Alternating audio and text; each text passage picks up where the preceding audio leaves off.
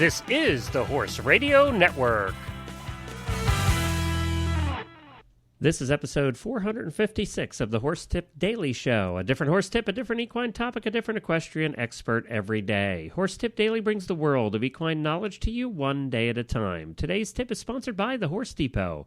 You can visit them at thehorsedepot.online.com. And we're going to have a coupon code for you very shortly for The Horse Depot. Listen for that.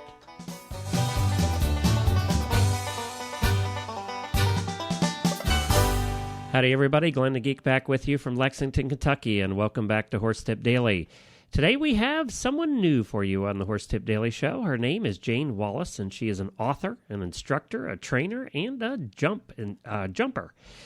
She is now visiting the Jumping Radio Show on a regular basis, and this tip was taken off of episode 67 of the Jumping Radio Show at jumpingradio.com.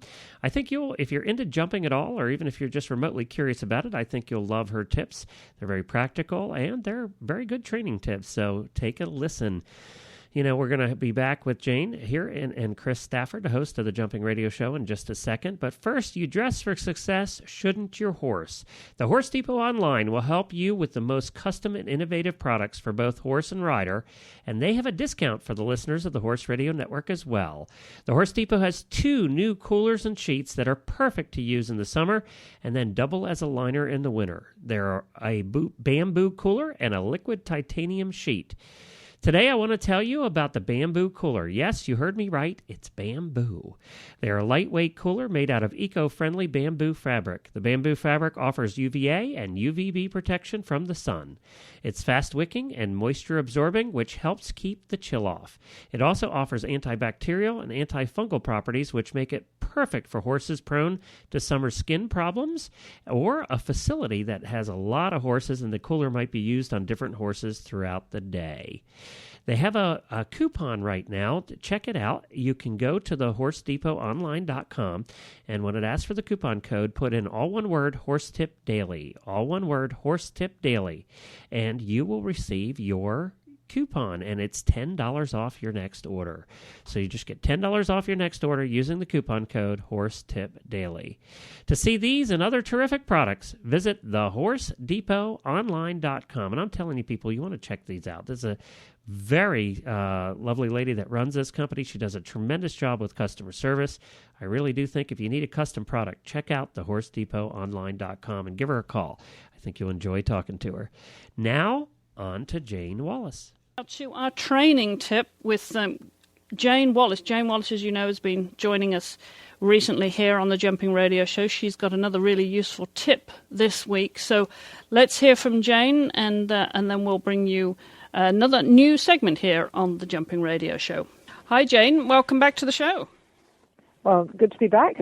How have you been? Is it warming up in England? No, it's pouring with rain at the moment, but actually we need it. We've had a real drought in our area, which is the Midlands, and it's poured with rain tonight. And in fact, it rained all day on Sunday, which wasn't the best time to rain because we had a lot of we had our scarecrow weekend in the village, and we make a scarecrow, which of course is a jockey. All quite entertaining stuff. Well, good. Any showing for you? Have you been competing at all since last we spoke? No, the girl that I helped, she did Houghton, which is a 3-day, 2-star. So she went very well. She went clear inside the time cross country. Not the easiest horse in the dressage, and very sadly, she was then extremely nervous for the show jumping, and nerves got the better of her. But she had a couple down, but you know, it was an excellent performance because the track was big, the cross country, and she did really well. Good. So you keeping busy, getting out and about, and I know you always got some good ideas for training topics here on the show, Jane. And one that we're going to talk about this week, I believe, is how to deal with horses with a stiff back, which is, it's pretty common, isn't it? Horses get stiff for so many reasons. Well, what made me think of this is I've got a couple of horses actually coming in for training, and both are horses that are ex-race horses. And I know in the States you have quite a few horses off the track, which then have to be retrained for jumping or eventing. And I thought this could be quite a relevant topic to discuss. Because, of course, a horse that's raced, it's encouraged to jump with a flatter back because it's got to get over the fences as quickly as possible. And it's just working a system through that you try and encourage the horse to get a little bit deeper to its fences and at the same time then to use itself in a better manner. So what I do with a horse, let's say he's just arrived and you want to get started, I'd work him quite a bit over just poles on the ground, just in trot, trying to encourage him to take a deeper step to the pole rather than launching over the pole and then becoming unbalanced the other side. I try and teach my riders to imagine that their legs are the horse's front legs.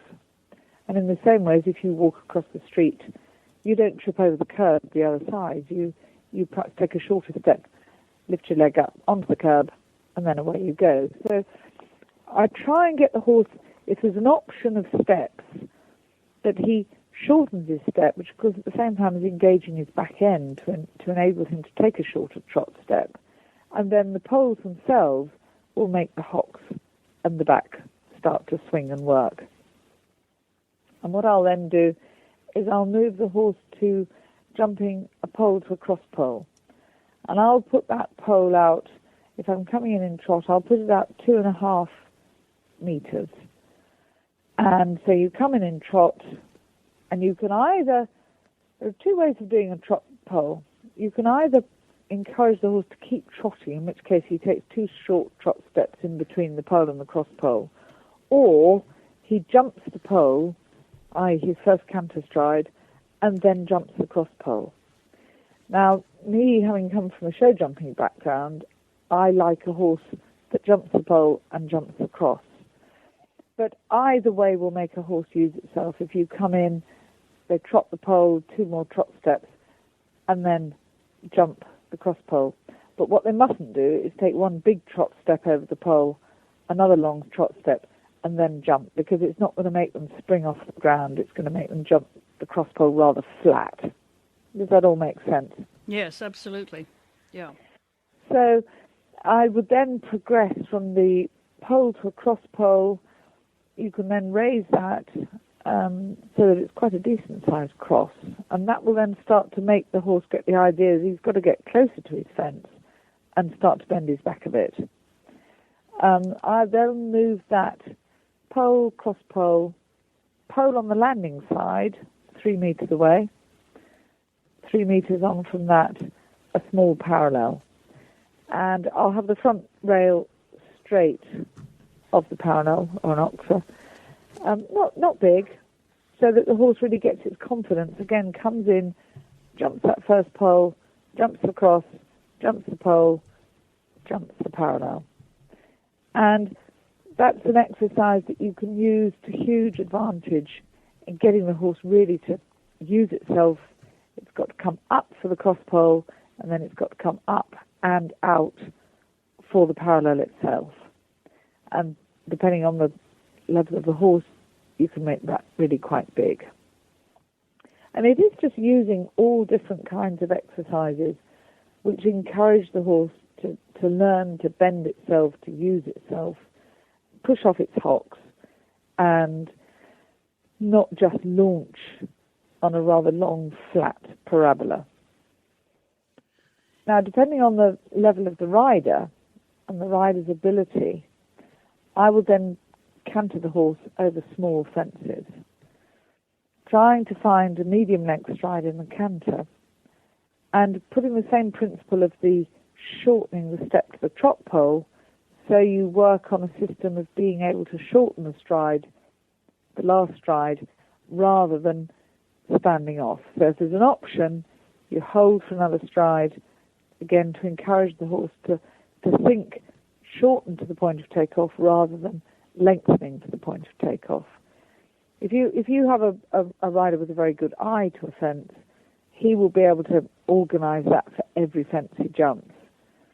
And it's just never pulling away from the fence, never shortening way out before you need to, but only shortening those last few strides if necessary.